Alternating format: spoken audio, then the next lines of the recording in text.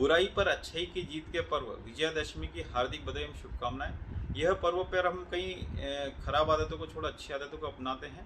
मैं डॉक्टर विशाल जैन कुछ स्वास्थ्य संबंधी अच्छी आदतों के बारे में आपसे बातें करना चाहता हूं, जिन्हें अपनाकर न केवल हम अपना स्वास्थ्य बल्कि अपनी क्वालिटी ऑफ लाइफ को भी इम्प्रूव कर सकते हैं।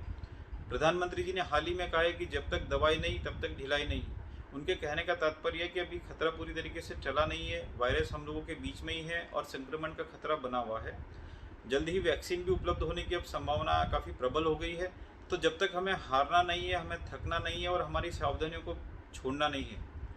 कई यूरोपीय देशों में अब 1 लाख केसेस पर डे से 2 लाख केसेस पर डे आने लगे, यानी कि वहाँ संक्रमण की दूसरी लहर चालू हो गई और काफ़ी तेज़ी से केसेस बढ़ रहे हैं। और हम नहीं चाहते कि यही स्थिति हमारे देश में भी निर्मित हो। अभी त्योहारों का समय है, अभी दशहरा है, बहुत ही जल्द दिवाली आने वाली है, तो नेचुरली मार्केट में रश भी रहेगा और लोगों का मिलना जुलना भी बढ़ जाएगा।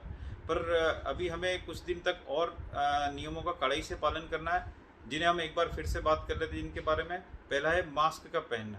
7 से 8 महीने निकलने के बाद भी अभी तक कई लोग मास्क नहीं पहन रहे हैं, उसको सही तरीके से नहीं पहन रहे। तो आप अपने नाक और मुंह को अच्छी तरीके से कवर करके मास्क को पहनिए।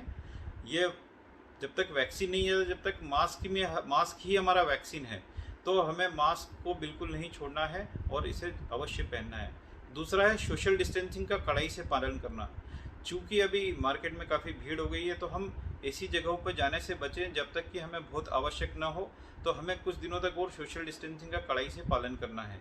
तीसरी चीज़ है हमारे हाथों को सैनिटाइज करना है, साबुन से धोना 20 सेकेंड तक। जब भी हम कहीं किसी से मिलते हैं या कहीं किसी चीज़ को सामान को हाथ लगाते हैं, तो हमें अपने हाथ को अवश्य साफ करना चाहिए। और जब हम कहीं बाहर से अपने घर में आते हैं, तो सबसे पहले हमें स्नान करना चाहिए, ताकि हम बाहर का इन्फेक्शन अपने घर में न लाएं और हमारे अन्य सदस्यों को नहीं दें।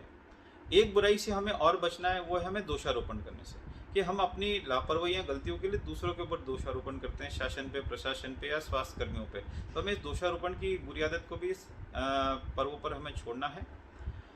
एक अच्छी आदत जो हमें अपनाने का संकल्प लेना चाहिए, वो है हमारी जीवन शैली को नियंत्रित करने के लिए। तो आप अपनी एक टाइम टेबल बना लीजिए, आपका खाने का समय बना लीजिए, आपका नाश्ते का समय फिक्स कर लीजिए और साथ ही साथ आप एक्सरसाइज को अपने डेली रूटीन में शामिल कर लीजिए, जिससे न केवल आप फिट रहेंगे, न केवल आपका वजन नियंत्रण में रहेगा, बल्कि आपकी इम्यूनिटी भी इससे बढ़ेगी।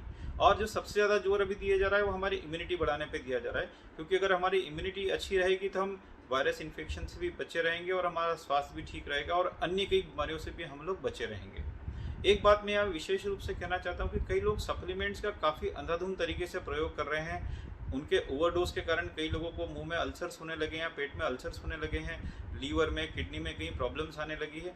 तो आप कोई भी सप्लीमेंट्स का प्रयोग करने के पहले उसके एक्सपर्ट से सलाह लीजिए, उसके बाद ही उनका उचित मात्रा में प्रयोग कीजिए। तो अंत में आप त्यौहार मनाइए, अच्छे से मनाइए, खूब हर्षोल्लास से मनाइए, लेकिन अपने परिवार वालों के साथ